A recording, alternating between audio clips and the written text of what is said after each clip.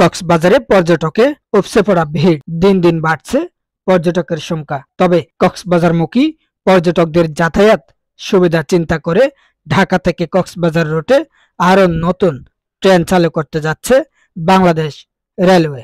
শনিবার ৯ মার্চ এক কর্মশালায় রেলওয়ের মহাপরিচালক কামরুল হাসান একথা জানিয়েছেন। তিনি বলেন, আগামী জুনের মধ্যে ঢাকা থেকে কক্সবাজার পথে আরো ৩ জোড়া আন্তনগর ট্রেন চালু করা হবে। চট্টগ্রাম থেকে কক্সবাজার পর্যন্ত চলবে ১ জোড়া কমিউটার ট্রেন। এই ট্রেনগুলোর কোনটি কবে চালু হবে সেই তারিখ এখনো ঠিক হয়নি।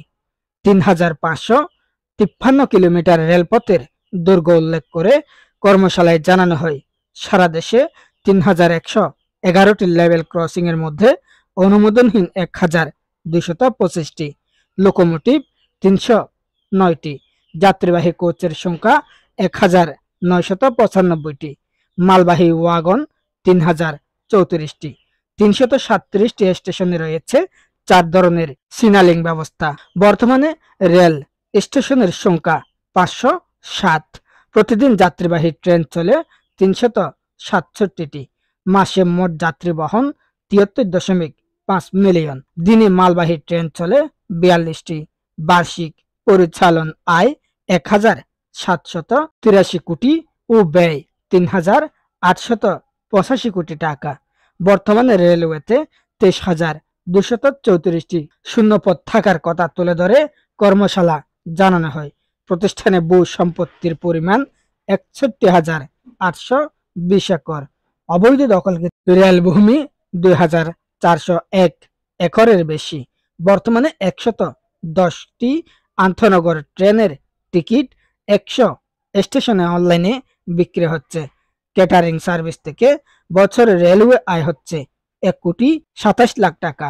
সব মিলিয়ে সারা দেশে বর্তমানে ৩৭টি ট্রেন বেসরকারিভাবে পরিচালিত হচ্ছে বলে কর্মশালায় জানানো হয়।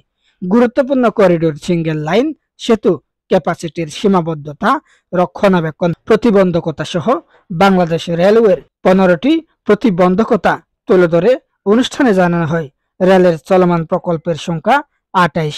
চলতি বছরের জুনের মধ্যে পদ্মা সেতুর মাধ্যমে যশোর ও খুলনার সাথে সরাসরি রেল যোগাযোগ স্থাপনের মধ্য দিয়ে এই রুটের দূরত্ব কমবে ২১২ কিলোমিটার, সময় বাঁচবে ৪ ঘন্টা।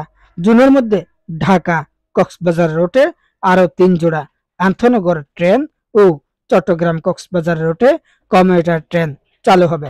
আগামী ১২ মার্চ ঢাকা থেকে বুড়িমারি পর্যন্ত ট্রেন চলাচল উদ্বোধন করার কথাও জানান রেলমন্ত্রী জিল্লুল হাকিম। কামরুল আহসান বলেন, ঢাকা নরসিংদী ও ভাঙ্গা ঢাকা টঙ্গী পর্যন্ত কমিউটার ট্রেন দ্রুত চালু করা হবে। ১৫ মার্চ খুলনা মংলা রেলপথ আনুষ্ঠানিক রেলওয়ের কাছে হস্তান্তর করা হবে। গণপরিবহনকে লক্ষ্য করে রাজনৈতিক সহিংসতা করে লাভ কি, এমন প্রশ্ন রেখে প্রধান অতিথির বক্তব্যে রেলমন্ত্রী মোহাম্মদ জিল্লুল হাকিম বলেন, যারা এসব কাজ করছে সেই রাজনৈতিক দলগুলোর প্রতি মানুষ বিক্ষুব্ধ হচ্ছে। তিনি বলেন, মানুষের ক্ষতি করার লক্ষ্য নিয়ে রাজনীতি করলে জনগণ ওই রাজনৈতিক দল থেকে মুখ ফিরিয়ে নেবে।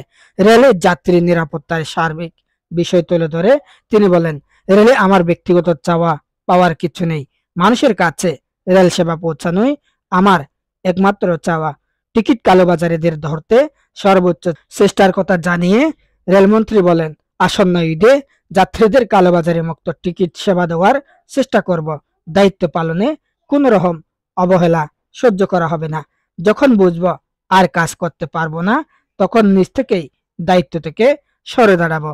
তিনি বলেন, রেল পরিচালনায় আমাদের বড় সংকট জনবল।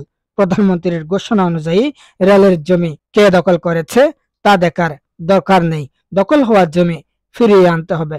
নিজেদের মধ্যে সমন্বয়হীনতার কথা তুলে ধরে রেল সচিব হুমায়ুন কবির বলেন, আমাদের চালকরা যে লোকোমোটিভ দিয়ে ট্রেন চালান, পৃথিবীর অন্য কোনো দেশে তা সম্ভব নয়। তিনি বলেন, কিছু কিছু ক্ষেত্রে আমাদের পরিচালনার অভাব রয়েছে, এসব কথা সত্য। তবে সকল দুর্বলতা কাটিয়ে আস্থা অর্জনের চেষ্টা চলছে।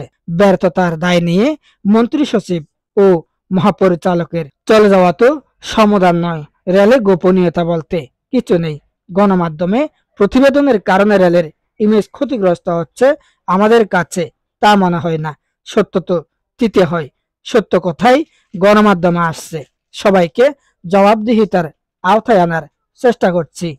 মোবারক Uddin Nayan, the Cox news, TCN, Cox's Bazar.